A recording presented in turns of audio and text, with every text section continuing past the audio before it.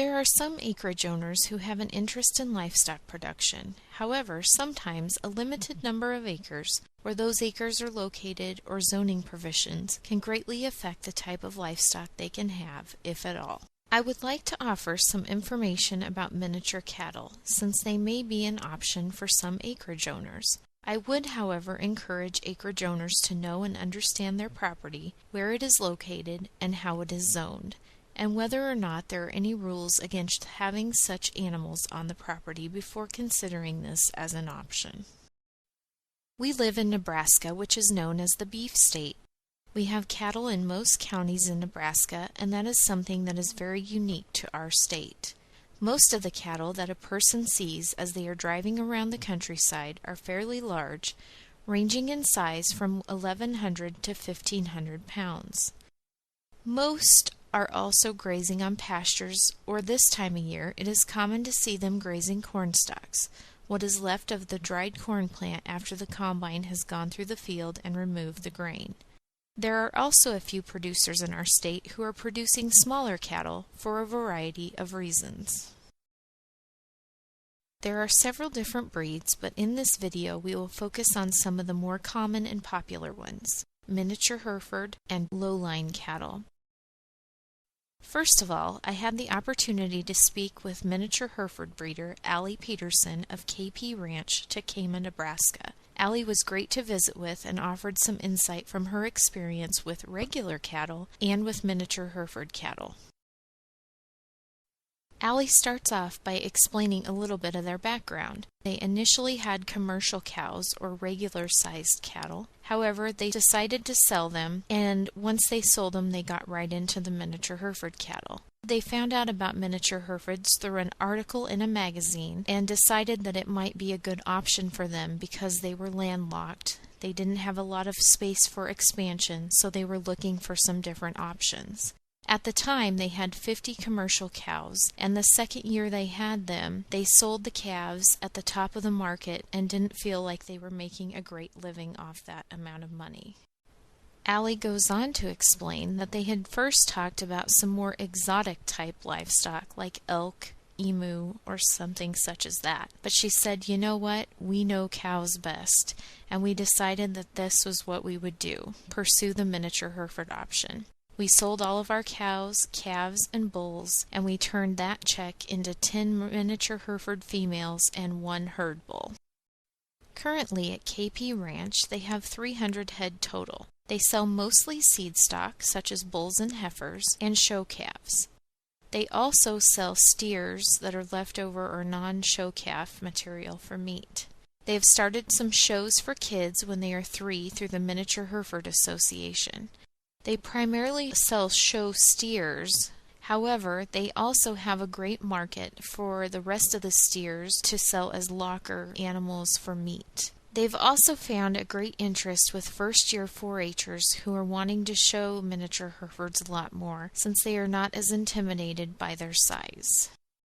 Through their experience at the KP Ranch, they've found that the pasture stocking rate is a little bit better for the miniature Herefords just given their size.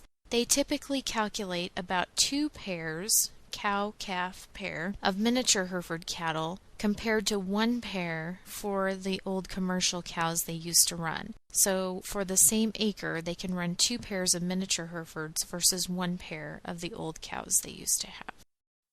Allie and her husband feel that the miniature Hereford cattle are a good fit for acreage owners, mostly due to their size and hopefully the lesser expense to raising them. However, they also explained that through their travels and the friends they've made through the miniature Hereford breed, that they've found there are a lot of states that have ag exemptions if they own 2 to 3 animals on their acreage. However, this is not the case in Nebraska. So what are the size of these miniature cattle? Most steers finish between 750 and 850 pounds. Cows are typically 700 to 800 pounds. Bulls usually range from 800 to 900 pounds, or if they're 2 years old or older, they may be as heavy as 900 to 1,000 pounds. So definitely less than the regular commercial or registered cattle we see most of in our state. Allie explained they've been very instrumental in starting shows across the country to help advertise their breed and get the word out about miniature Hereford cattle. There are a few other miniature Hereford breeders in Nebraska, but this is still mostly a very niche market for them and others who have chose to go this route.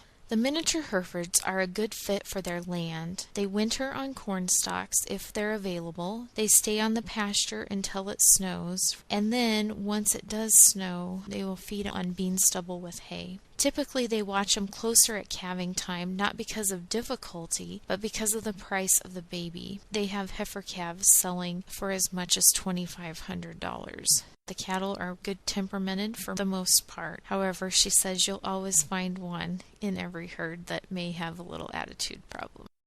Allie and her husband, Kenny Peterson, were great to visit with, and I believe they would be willing to visit with anyone about their cattle operation.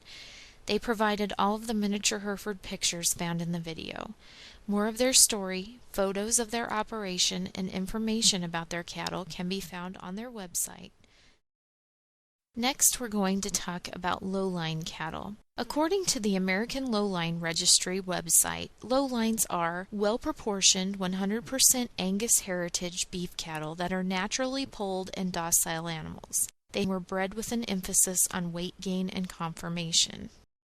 According to the website, lowlines are also a perfect choice for small acreage farmers. Their small size makes them easy to handle and minimizes equipment requirements. Their feed efficiency improves the carrying capacity of a farm. They produce exceptional quality beef. They are ideal show animals for 4-H and other youth projects, bringing in the next generation of cattle people. Size-wise, average-size mature cows generally weigh about 650 to 950 pounds and stand from 36 to 42 inches at the shoulder. Average-size mature lowline bulls weigh from 950 to 1,350 pounds and stand from 39 to 46 inches. The average birth weight of a full-blood calf is 42 to 52 pounds.